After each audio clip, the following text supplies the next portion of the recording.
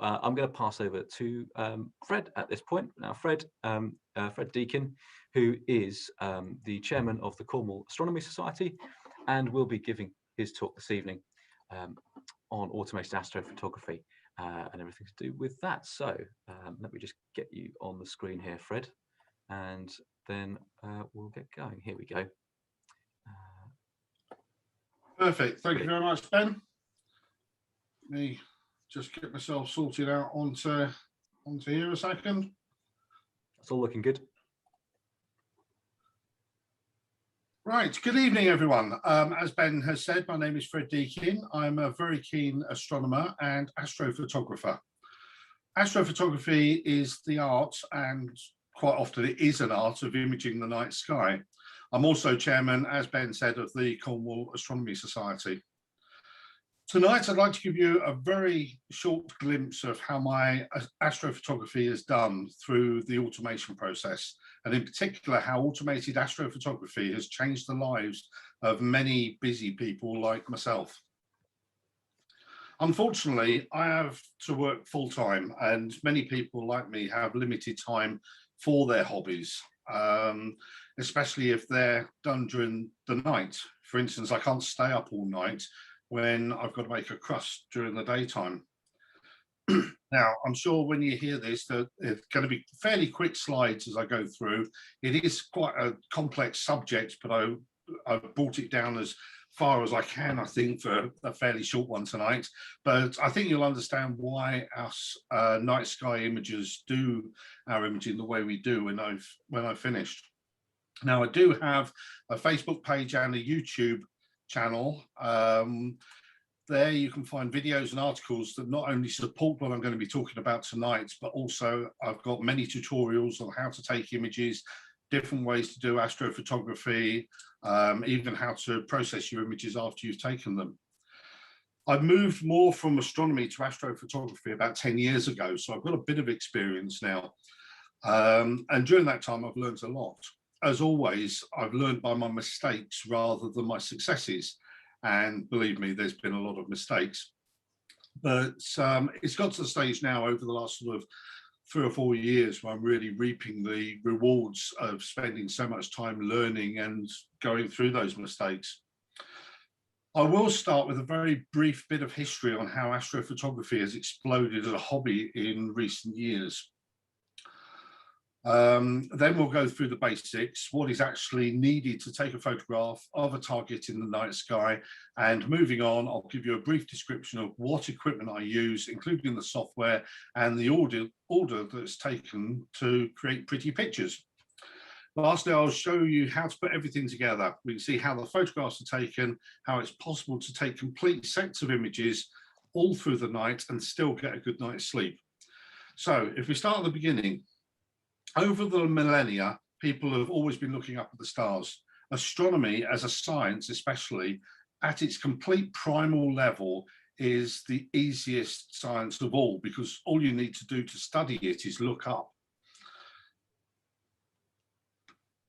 Now, the human eye has an equivalent shutter speed to a camera of about 1/25th of a second. Even looking through a telescope, that shutter speed in our brains stays the same. When imaging in the dark, there's very little you can pick up in 1/25th of a second, only the brightest of stars and the planet, obviously the moon. Light is usually stretched as it travels through the cosmos as well, and those stretches mean the wavelengths get longer, and our eyes aren't attuned to even pick those up at all. With longer wavelengths, views through a scope tend to be just black and white and shades of grey rather than in colour, which you see on most astrophotography photos. And you need longer exposure times to be able to get that colour. Now, in 1986, Nikon came up with the first DSLR camera, which was a CCD with a CCD image sensor. Other than very few scientists beforehand, no one had really got to grips with imaging the night sky. However, with the new CCD that Nikon came up with, we could take long exposures of 10 seconds, 1 minute, 5 minutes, half an hour, sometimes even more. And with that jump in exposure time, more and more detail of the night sky could be achieved. Just sort this out a minute. On the 1st of April 1995, the Hubble Space Telescope took an image of the heart of the Eagle Nebula, showing the famous pillars of creation. This was the first time that most people on our planet had even seen the nebula. It was also the first time that astronomers, of which there have been very few attempting photographing the night sky before, realized that they could now point their new charge-coupled device cameras to the sky and capture amazing sights such as the pillars of creation. And later on, we'll actually see my version.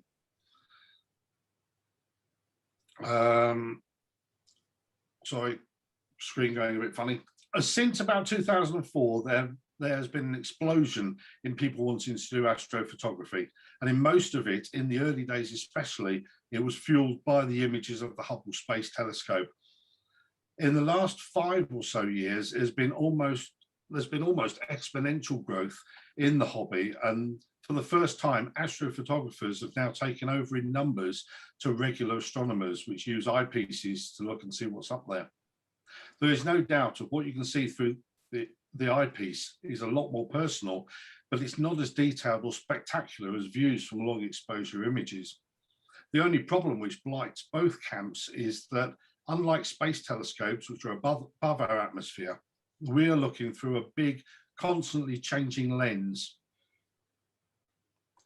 However, astrophotographers found out that by taking lots of images of a target rather than just one, they could in effect stack those images on top of each other and average out the atmosphere, which keeps changing.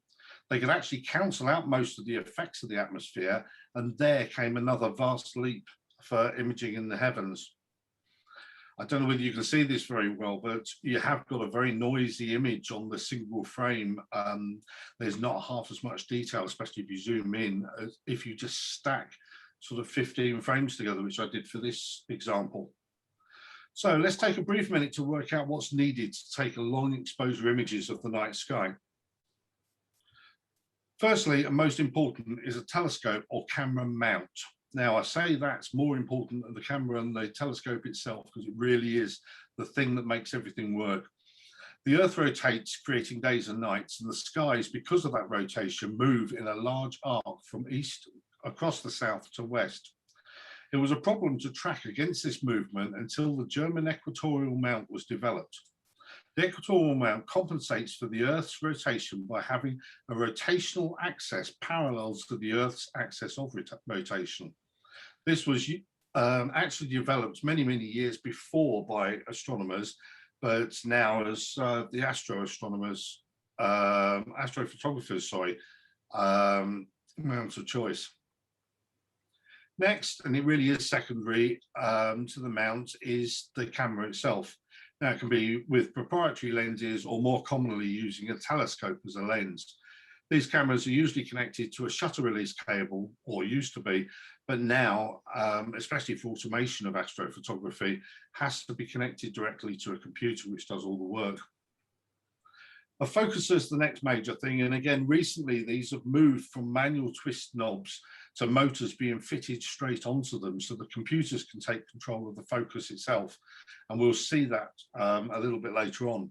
We'll gloss over other things, albeit cheap things like heaters and things like that that are needed inside, when we're doing automated astrophotography. Computers do check on the heat of the telescope and various parts of the telescope throughout the night, but we don't need to worry about that at the moment, just the basics. The last thing that I do want to say, though, is for truly long exposures, especially if you're imaging over sort of 10 or 20 minutes of exposure, is a guide camera. This camera would specifically be used to constantly take short exposures of a patch of sky. It would focus in directly on a single star, and then it will track that star. And every time that star moves, the finest of corrections will be sent to the motors of the mount, thus making sure that the main camera looking through the telescope or lens appears not to move in its field of view at all. To show how precise these mounts are, typical corrections from my mount sent from my guide camera are in the order of a thickness of a human hair from about 50 feet. Now, put all that together and connect a computer, which is located with, which is loaded with appropriate software, and as modern day automated astrophotography is possible. Now, although a scope with this sort of configuration seems to resemble something between a sci-fi part and an explosion in a cable factory, if each part of it is that I've just described is broken down and taken in isolation, then it's quite easy to understand what each part does, and all the wires are just individual wires coming off of individual parts. It's not really as bad as it looks. On this particular telescope and on the ones that I do, you have to connect them to a computer. And in this case, that red box on top of my telescope is a computer itself, similar to a laptop computer. With it being right on the scope, the connections don't have much of a problem with signals getting through. USB is notoriously bad at night, and especially when it's, you know, temperature changes from the day to night and things like that. Also with this computer, although it is almost a standard computer, it has got a power distribution module in it, sorry, which provides power for the camera, focuser, dew heaters, etc. And there's a very quick thing showing you the computer. It is essentially, though, just a PC running Windows 10. And instead of having that red computer on there, I could just as easily have all the leads running to a laptop beside. So let's have a quick look at the software, and I'll explain roughly how it works. There are many different software packages you can use. I use Sequence Generator Pro, but there's n.i.n.a, which is a free one now, and a few others. It doesn't have to cost the earth, this hobby. Albeit I've paid a little bit more for Sequence Generator Pro than a lot of software. The thing is, I've been doing this for a long time, got a lot of equipment, but free versions of a lot of astrophotography software are available. The first and most complicated part of any piece of software is setting it up in the first place. I won't go through all of it, but basically you have to find out the information of every single part of your equipment and enter the details of that equipment into the software. When the main bits are done, like the telescope, camera and mount, you have to enter details of other things that you may have included, like filters or filter wheels themselves. There's a couple of screens of the setup for Sequence Generator. Depending on your imaging camera and what sort of data you want, filters can be placed in front of the lens to change the wavelengths of light that are allowed to hit the camera sensor, or reject, so they never make it that far. With astrophotography, we use a wide range of different filters, either to split the light in the spectrum to colors like red, green, blue, or also to split colors emitted from gases like hydrogen, ionized oxygen, ionized sulfur. As it happens, the same gases, they're hydrogen, oxygen, and sulfur, are the ones that are emitted in explosions, which basically is what nebula are made of. Wheels of filters can be added in front of the camera lens, and are now common for electronically changing during an imaging session. As well as the main details for the imaging scope, a guide camera needs to be configured, as well as the software that will be used to latch onto a guide star and then monitor it, change its position of the mount in minute steps so that stars don't move in the field of view of the main camera. We also use software to determine the stars that we capture, where the stars are that we capture, where we're looking at, and this is called plate solving. After we've taken an image of the part of the sky, we can run it through a plate solver, which will calculate the stars in that image, what brightness they are to each other, calculate the compound angles, and use that information to look up exactly where we're pointing. It'll become apparent in a minute or two while we do that. Once we've set everything up, we don't need to do that again. We need to find a target in the night sky that we want to image, and we enter the details of that target into the software. Most things in the sky have been pre-mapped out before, so we can take known coordinates and enter them. Quite often, the software and feedback information on how the image will look when you take it will be shown on the software, and when the best time is. Usually, the software will tell you when the best time is to actually image that object based on whereabouts is coordinates in the sky. You really want, when you're imaging something, you want it to be fairly high up in the sky, because if you're looking straight up, you're cutting through less of the atmosphere, and your images will be a lot cleaner.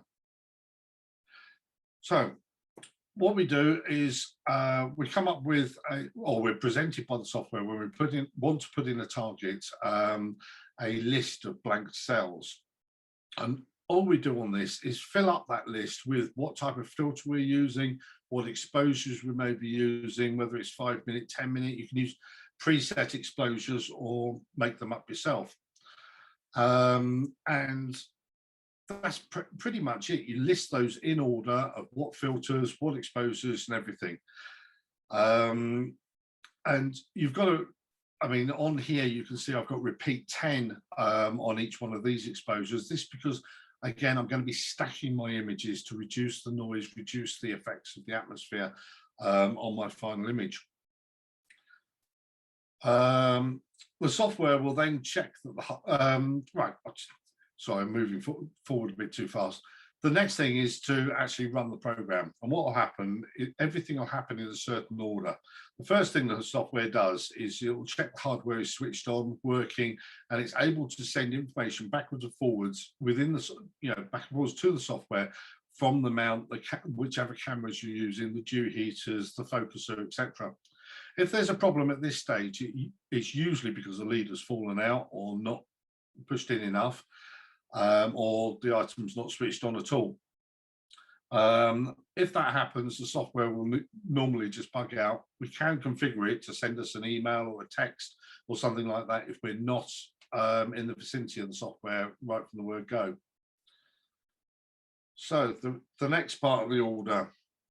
The software will then instruct the mount to point to a target in the sky, whichever one you've set. Often, especially with mobile setups that are not static in an observatory, for instance, the target won't end up being perfectly within the frame after the telescope's moved. Quite often it's not in the frame at all. When software thinks the scope is pointing in the right direction, it will use the camera to take a short test image. That test image, once taken, is then plate solved. When I said about plate solving, it will work out whereabouts exactly in the night sky it's looking. In this case, it's where the telescope is pointing. As I said, this could be far from its intended target. Even if it's nearly there, we want to get it right in the middle of the frame.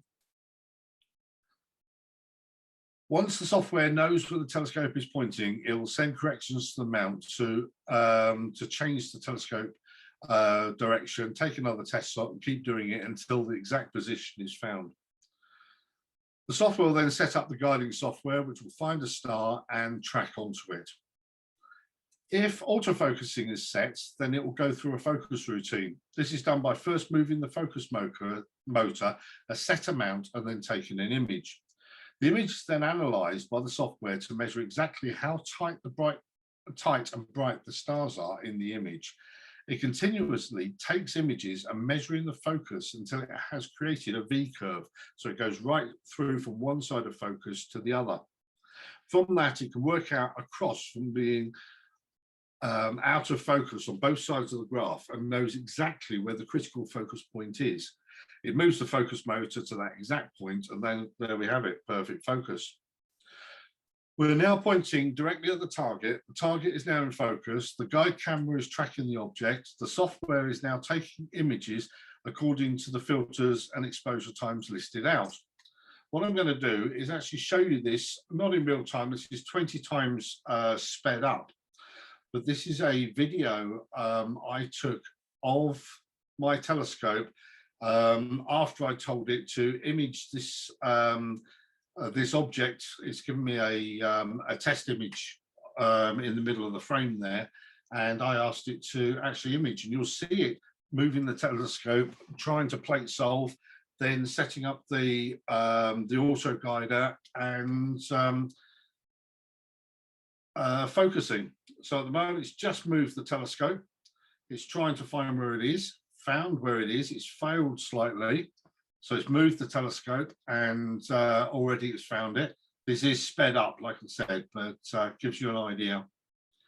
It's now focusing, and you can see every time it takes an image, it's plotting where that focus or how good the stars are, and it's found a critical focus point as being where those two lines meet.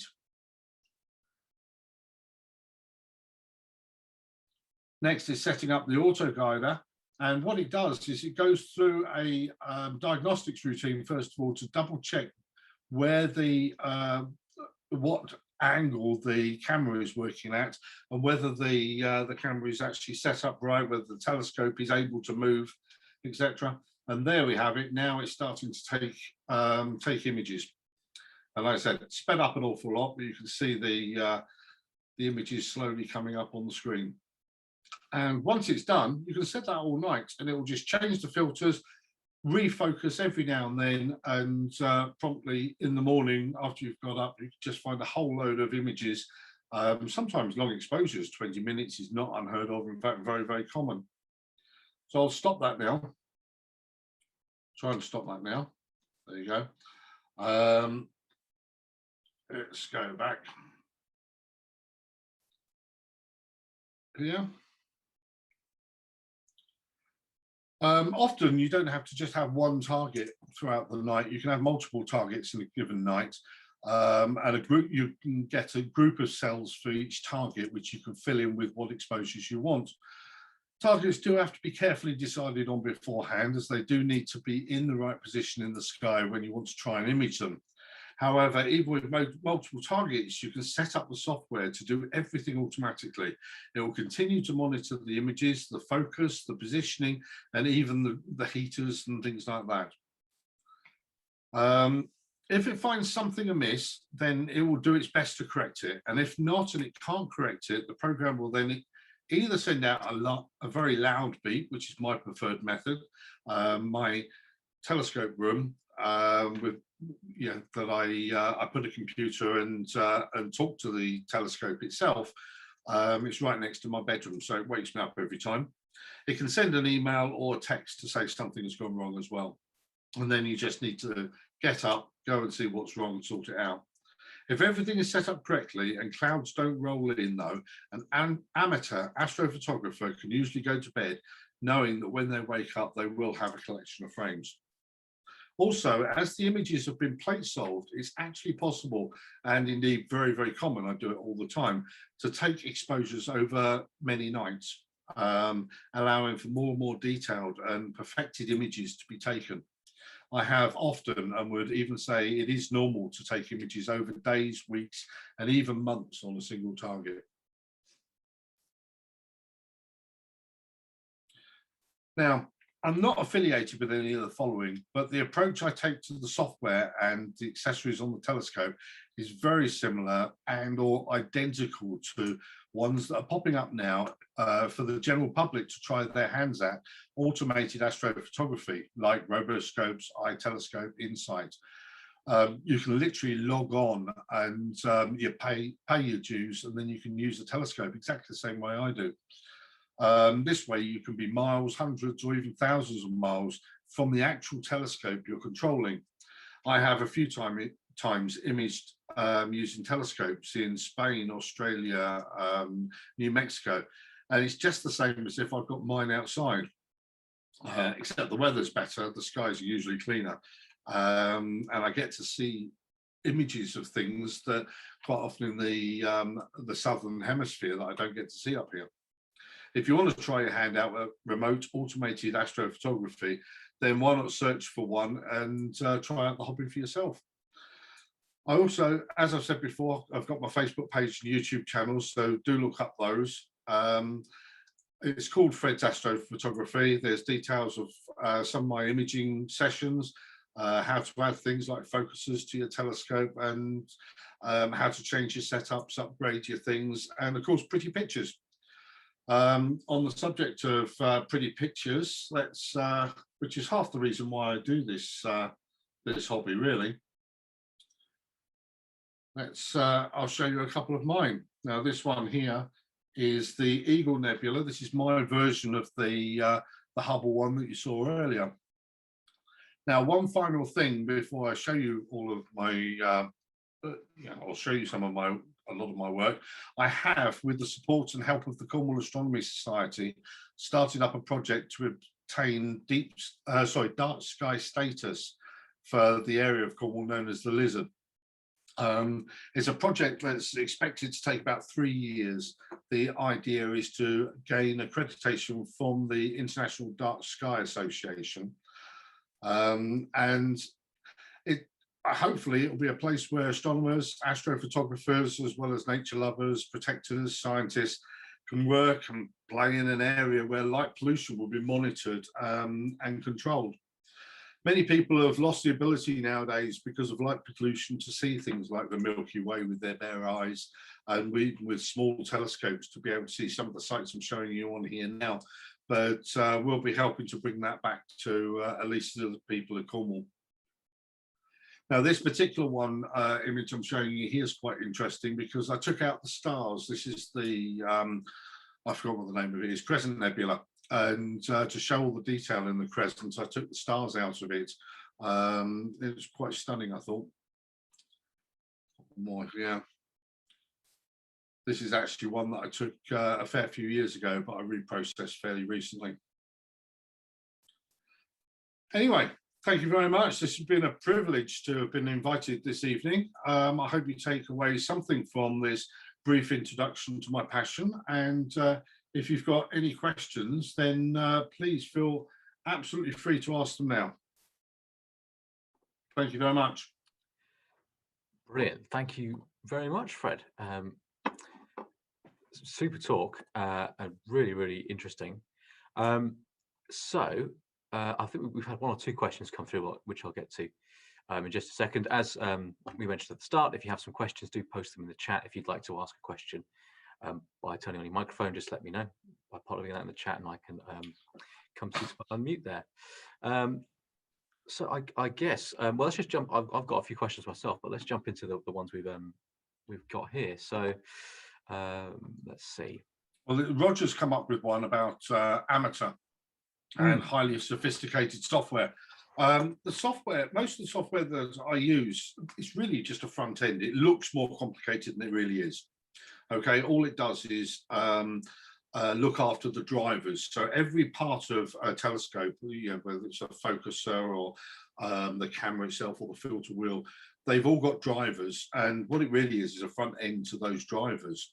It does look sophisticated, but Microsoft Word is a lot more sophisticated. It's one of those things that if you want to use it, I mean, now there's a lot of free software for astrophotography out, and they do try and make it as easy as possible. I think that's part of the reason why I use Sequence Generator, because it does look easier than, say, n.i.n.a, for instance, but n.i.n.a's free.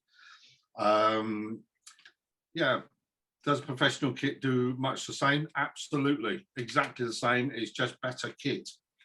It doesn't have to be more powerful lenses, by the way. I mean, as you saw, I took a photograph of the Pillars of Creation just the same as Hubble has taken. It doesn't have to be bigger, but it is better, a lot better.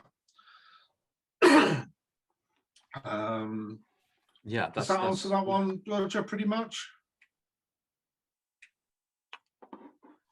I think so. If not, he can come and shout. Yeah, I'm sure you can add that in there. So we've had a few others. I guess building on that, we've got a question here from Maria saying, how did you go about choosing your scope in the first place there? And I guess just along with that, have you sort of progressed through a number of different ones over the years? Yeah, absolutely. I mean, I started off when I was looking at the stars. First of all, I mean, I was about 18 or 19. I got a small £60 telescope from a company like Jessop's. It might have even been Jessop's many, many years ago, and that's where I started. And since then, I've moved on and upgraded my kits every now and then, depending on what I wanted to do. Now, at the moment, I've got 5 telescopes. They are of different sizes. So here's a very small telescope, or medium-sized telescope here. Now, most of my telescopes are Takahashi. That was a decision I made a couple of years ago that I tried them out, and they had a focuser on here which was powerful enough to hang a load of heavy camera equipment on the back. The lenses were very good, so I decided, okay, I've seen a couple of Takahashis, that's all I want now. So I've got those. So you do start off, and then depending on what you want to do, I mean, this is an imaging scope, and I've got one that's much smaller, and I've got a couple which are much larger. So yeah, you can never have enough scopes. Yeah, you're always updating. You know, it's a poor man who keeps this hobby, believe me. I guess it's a bit like professional photography as well. Always friends of mine that do that always seem to be spending all their earnings on new bits of kit. Yeah. Is it with that? You said that they're all Takahashi there.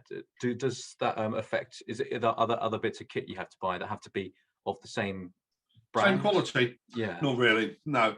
Used a multitude of cameras.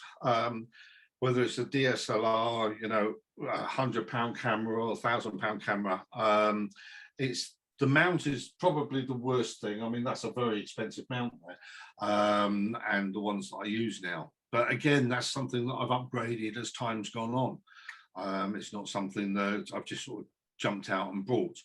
I would think for a couple of £100, you could get yourself quite a nice little setup and take images probably as good as mine. The only difference is you won't be able to take them as easy as mine.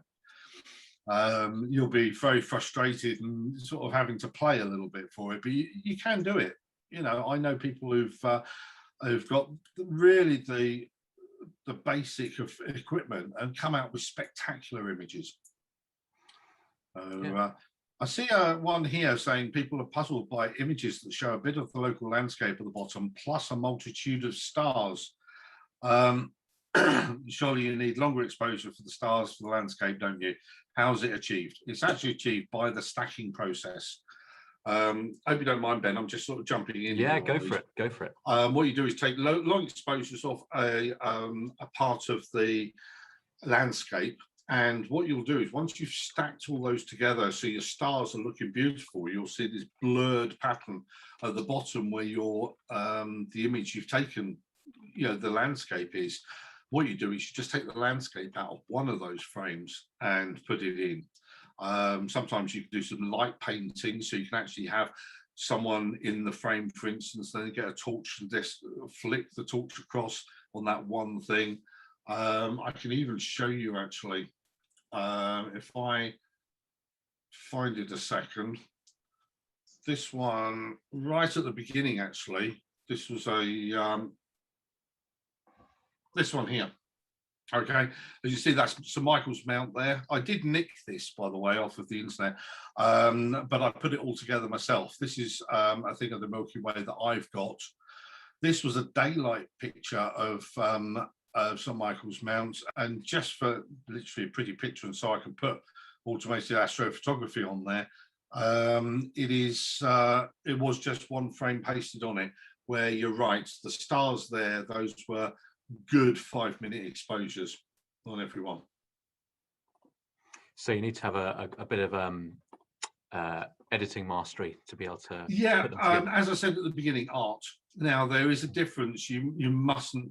We're very careful to make sure that people know when something's art and when it's close to what it really is. Okay, if you're imaging with especially hydrogen alpha, oxygen, sulfur, and things like that, you can't get the colours that red, green, blue are, for instance. So always make sure they know. Make sure they know it's kind of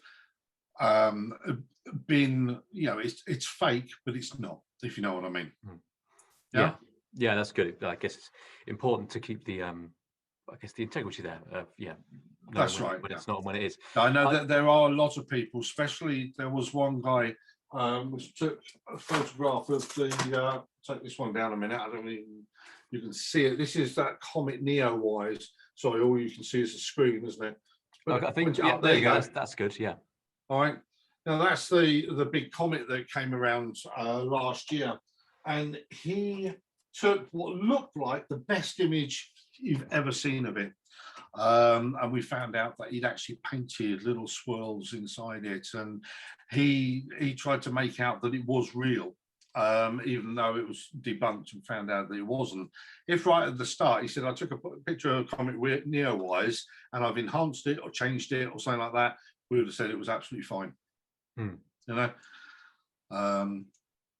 in normal non-COVID times, do you guys get together? No, not at all. We've been very good at keeping apart. I have got another guy from the Cornwall Astronomy Society, which is next door but one, and luckily next door is a holiday cottage. So there's been many times where we've been shouting across this spare garden backwards and forwards as we've been doing things, but no, we haven't met at all. A lot of us are. I'm probably one of the youngest ones, other than Natalie, of course, in the Cornwall Astronomy Society. I'm very aware that this COVID is very nasty as you get older. Yeah, outside of those times, so before, or if hopefully if things keep going to plan, do you then, as a society, do you do sort of group out? Absolutely, we do practical nights. Once a month, we meet up at a place called Deakin, which is just outside of Helston. It's right on the cliffs. There's a lovely little chapel there, and we go there once a month, make ourselves coffee, biscuits, put our telescopes up in the car park, and spend hours in the freezing cold looking up at the stars and taking photos. So yeah, normally we would do quite a lot. Great. I've just popped a link for those of you that might be interested when things go back to hopefully something a bit more normal, or anyone who just wants to get involved already. I'll put a link to the Cornwall Astronomy Society website up in the chat there for anyone who's interested there. I just want to come back quickly, Fred, to when we were talking earlier about, you were saying someone could spend a lot less money and actually with a bit more work could come out with very similar results to what you're able to do with some really good kit. Absolutely. So I was wondering, you mentioned that it would take more effort to do. Where would that extra effort need to be? Would that be in the setup, or in terms of using the actual software itself, or something else? No, it's not so much in the software, because the software will work whatever it is. It'll be things like beefing things up, like your focuser, to try and make sure that you don't have what's called backlash. When you've got gears that are meshing together, you get that null period within the gears, which you can't really have. And that goes for the focuser and the mount itself. The optics, you'd have to make sure they're perfectly clean and perfectly collimated. Collimation is making sure that all of the optics, camera, and everything right the way through line up perfectly. Also, when you're guiding with, what do I say? Inferior equipment. I won't say inferior equipment. Inferior is not the word, but equipment that's not so tightly engineered. That's a better way of putting it. You have to, where my mount and my camera will lock onto a star and it will move it by an amount which is much less than a pixel. You won't get that with the cheaper ones. And what you'll have to do is, in effect, fight it all the time. So you'll have to be there changing the parameters as you're going along, because there will be a lot more movement in general. Yeah, so you can't just sort of set it up and let it go as you would be able to. Not as easy, no. Yeah. Okay, no, it's good to know. There's always going to be, I guess, that kind of trade-off when, like, say, if you're spending. Unfortunately, yeah. I mean, astrophotographers are the worst for spending money. There's no ifs or buts about it. But you don't have to. But it's you don't really get better results, but you do find that those results. You don't have to work on your images afterwards in post-processing and things like that quite so much. I mean, I literally can set this off, go to bed, wake up the next morning, and unless a lead has fallen out or a bird has sat on my mount, well, that doesn't usually happen, but you know, or the clouds roll in, that's the biggest one, of course. I can just leave it and then get up at 8 o'clock in the morning and put the telescope away. You know?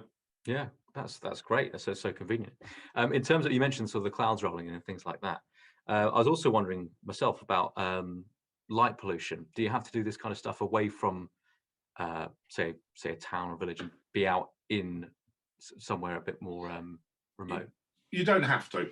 It depends on what you're imaging. If you're imaging a galaxy that's a tiny, very faint galaxy somewhere, then you have to go to a dark sky.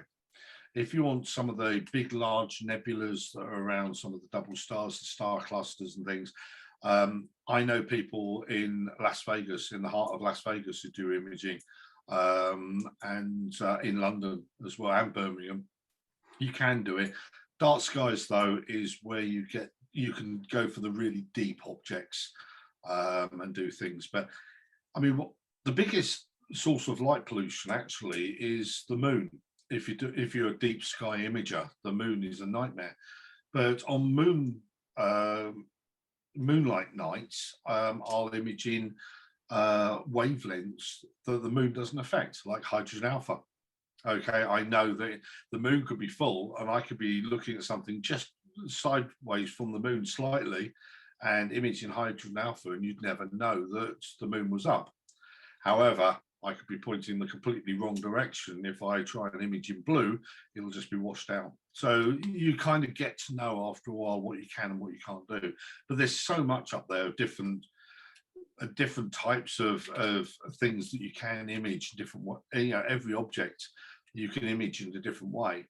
So no, you can do it either way. That's good to know. I didn't realize that would be possible. So that's very cool. Yeah, I tried to go and see the recent meteor shower on the Lizard. But went in the evening, not the morning. So all I saw was a really bright, shiny moon, and not much else. Great. So yeah, coming back to some of the questions here. Good one from Robin here. You mentioned that you said half the reason that you do this is to get the pretty pictures. So what's the other half? Well, I do some astrometry as well, which is measuring of things, and like supernova. I've actually done a lot of imaging of supernovas and things like that as well as they're going along. I don't do it for science, I do it for myself, but for every image that I put out, there's probably another 10 that I've just done, you know, a lot of them for trying as well. Okay. There's also something that happened in March. Every March, there's a, let's go back. There was a guy years ago called Charles Messier, and he made up a catalogue of 110 objects. Now, he was a comet hunter. He didn't want these objects, but he wrote up the catalogue or the list so that he would know that he wasn't looking at a comet, if you know what I mean, because finding comets is how you get your name known. Okay, always has been, always will be. Nowadays, we use those Messier objects as being the kind of targets for beginners, because each one was found hundreds of years ago. And if they can find them hundreds of years ago with the equipment they had, you can find them now very, very easily. There is one point every March where it's possible to see every single one in the sky if you stay up throughout the whole night. So I did a Messier Marathon. Lots of people have done it before where they've seen these Messier objects throughout the whole night. I wanted to image them. I wanted to be the first person to do that. And I wanted over 100 objects, and we got over 100. I think we got 103. And it was 12 hours of imaging, and it was brilliant fun. And on that particular occasion, I had to be there the whole time. So yes, if you've got something like 12 hours spare, I think it was about 10 hours, I put onto YouTube. There is a YouTube video as I'm doing it. That's brilliant. I will, in a moment, I'll post a link to your YouTube and your Facebook page for everyone to have a look at as well. That sounds fantastic though. What an amazing 10 hours that would have been. Yeah. Well, is my setup indoors? No, always outside. The changes in temperature between outside and inside are too much. And there's one telescope downstairs that I've got that I tend to put out into a cool box probably 5-6 hours before I'm going to use it, because it takes so long to cool down. Even at night, if I take it out from my warm room outside, it will take 2 or 3, 4 hours to cool down. So no, you definitely can't do that. You've got to have the setups outside. Do I have anything to do with the asteroid tracking and logging project? No, I haven't. No. There's one for the Cornwall Astronomy Society link. What about solar photography? Did you manage to image the Great Cornish total eclipse of 1999? I didn't of 1999, as it so happens. But I did do an eclipse, gosh, about 6 or 7 years ago. So that was good fun. And I imaged it with a very big telescope in hydrogen alpha, which gave quite a lot of detail, which was nice. One other thing that actually this telescope here is a small telescope. One of the reasons that I've got it set up and it's always beside me is if there's transits, so you can have things like the International Space Station going in front of the sun or the moon. I've got a sun filter for this, as well as moon filter, of course. So the idea, I haven't done much of it yet, but I want to do a lot more of doing some of the transits as well. So that'll be good fun. And it doesn't have to be the International Space Station. I did get Mercury going in front of the sun year before last, I think it was. And also I'd like to get an aircraft going in front of the moon. I think that would be a good one to do. That would be. I'd imagine with that, I'd imagine it'd take a bit of timing, but would that require a bit of luck as well? Oh, a massive amount of luck, I'm sure. Yeah. Well, if you get one, we'll keep. Well, it depends on where I am. I mean, if I'm right beside Heathrow Airport, probably not as much luck, because you can just move where you are on the ground. And of course, you've got the angle where the moon is, and you could pick up. And I can imagine that's how a lot of people would do it. Yeah, that would make sense. A lot of sense. So I think that's all the questions we've had in the chat so far. I've got a couple I'd like to ask. And if anyone's got any more questions, do pop them in. Otherwise, we'll bring it to a close after that. You mentioned the remote automated astrophotography, so doing stuff with scopes in Spain, Australia, a place like that. Yeah. How does that work? Is that sort of teaming up with someone else and they go and set things up for you? Or funny enough, when I put my telescopes out, because of the way that it's connected up to a computer, my computer on the telescope is connected up to Wi-Fi. In other words, the internet. Okay, and the software that I use, I've done it before, where a guy called PK down in Australia, he doesn't get to see some of the things we've got up here, and just say, okay, well, my telescope's outside, here's the login details, use it.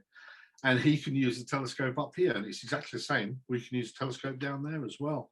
It uses the same software, or almost always the same kind of software anyway. And it's, I've used iTelescopes quite a bit, actually, for imaging some of the things down in the southern skies that I certainly can't see up here. And it's kind of good fun, especially if you're bored at work on a Friday, lunchtime. You think, because of course lunchtime here is nighttime over in Australia, you can log in, have a look, see what's there, image some stuff. That's very cool. It can be quite expensive though, so it's a nice thing to try.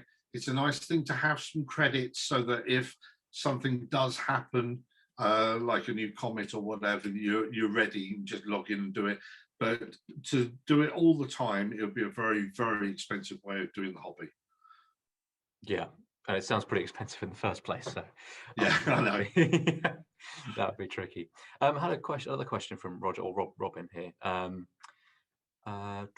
Just looking at, so saying that you didn't necessarily understand quite what you said, but when you're the moonlit night. Yeah.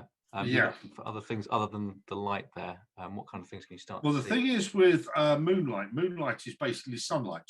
Okay, so when there's a full moon out there, you're really getting sunlight that's coming down onto the that's shining back to us. And what we're trying to do with my type of astrophotography, I have taken photographs of the moon, of course I have lots of them, but most of the time I want to take images of really deep sky objects which are very, very faint. And moonlight just washes that light out completely. You can't even cut through to see. Next time there's a full moon, you have a look up and see if you can see any stars. You won't be able to see the Milky Way or anything like that. It does wash everything out. But with certain filters, I can use at those times. And because my imaging means that I can start imaging a certain object on one day, and then another day go straight back to that object and carry on my exposures. I can always go back to it and fill in when there's less moonlight of some of the others. And it tends to be about 10 days really in it every month that the moonlight's out. And in those times you think, okay, I'm doing my hydrogen alpha, and then sort of 4 days either side of a full moon, I can do my sulfur imaging, and I can do my red imaging when 10 days afterwards, and then when the moon's not there, I can use anything I want. So it just takes a little bit of getting used to what time of the month it is and what you want to, it depends on the target as well. I guess that's good to be able to know that regardless of what's in the sky, as long as it's not too cloudy, there's always something you can put the scope on. Absolutely, there's always something, no matter what equipment you've got, what filters and things you've got, but it might not be what you've set out to image. Quite often my images are made up of 20 hours of a particular object. Now what I don't want to do is photograph just because the moon's out something completely different. I want to always go to that object until I've done those 20 hours, otherwise I'll always have unfinished images. Yeah. Yes, no, that makes a lot of sense. I've had another question from Robin here. Yeah, so do amateur photographers as a community have anything comparable to the big arrays electronically networked telescopes for a wider view that you can create between you all? Yeah, what he's talking about is different people around the world using their astrophotography equipment to amalgamate. As you know, we stack images together to get rid of things. It has been done a couple of times. In fact, about 5 years ago now, the BBC did a thing where everybody, whether you've got a telescope or whether you've got a mobile phone, take an image of the Orion constellation, and they put it together. Kind of showed that it's not a good idea, didn't work out very well. But yeah, these things have been done before. I think, astrophotography is a fairly new thing, really. I mean, it couldn't have started until electronic cameras came around, ones that didn't use films. Obviously for a young person, they go, well, they've been around forever. They haven't really. It's only been a very short period of time. And it's only now they're starting to get really good because people have realized that you can point them at the night sky. And from your DSLRs, like this one here, specialist astrophotography cameras are coming out now, albeit a bit expensive at the moment, but they will get cheaper. I think it's something that will happen. Yeah, I mean, certainly we've measured things through parallax before stars from different sides of the Earth. We did, it was telescopes, ground-based telescopes that took images of the black hole in M86, the galaxy up there, and first imaged the black hole. Although that's professional, amateurs can do more and more as time goes on, I think.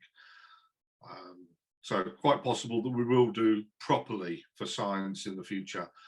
We kind of haven't yet, because I think every astrophotographer, when there's a clear night, we've become very self-centered. We know that we want a picture of something that we've been trying to get up there, or that we've seen in a magazine and want to get ourselves, and forget everybody else. We're just going for that. And of course, if everybody's doing that all the time, because at the end of the day, I do this for pretty pictures. I kind of lost a lot of my eyesight about 10 years ago, moved from astronomy. I couldn't look in an eyepiece very well anymore to astrophotography. Yeah, I just love it. Yeah. Yeah, it shows in the work and the pictures that you produce. So Okay. I think that's bringing us pretty much towards the end here. I haven't any more questions. So one of the things I just want to talk about is you've been doing this for a fair while. How long did it take you to get to the stage where you were sort of happy with the pictures that you were producing? Never always happy. I did it alone. Okay. In fact, I did it completely alone for about 5 years. Frustrated. If something could go wrong, it would go wrong. I even had a telescope catch fire once, yeah, because one of the capacitors went on it. Obviously hadn't been used. I bought this telescope, kept in the garage for ages. Because I bought it and didn't realize how big it was, and realized I couldn't get it out of the garage once I put it together. Side point anyway. But I did it all completely alone, first of all. And then one day, when my pictures were good enough that I was willing to say to someone else, I'm an astrophotographer, which was about 5 years, I suppose. I went to the Cornwall Astronomy Society and went, I'm an astrophotographer, I'm wanting to get any other hints, tips. And back then they went, oh, you're an astrophotographer. Great, can you do these loads of talks for us? Show us how to do it. So it kind of backfired on me a little bit. If you're going to a club, probably take you a year, I would say, to, you know, a little bit of time to go out and find a secondhand telescope and get yourself a DSLR and things like that. But I think after that year, you'll be getting images without spending vast amounts of money. You'll be getting images that anybody would be happy with. I mean, you could always start with the moon.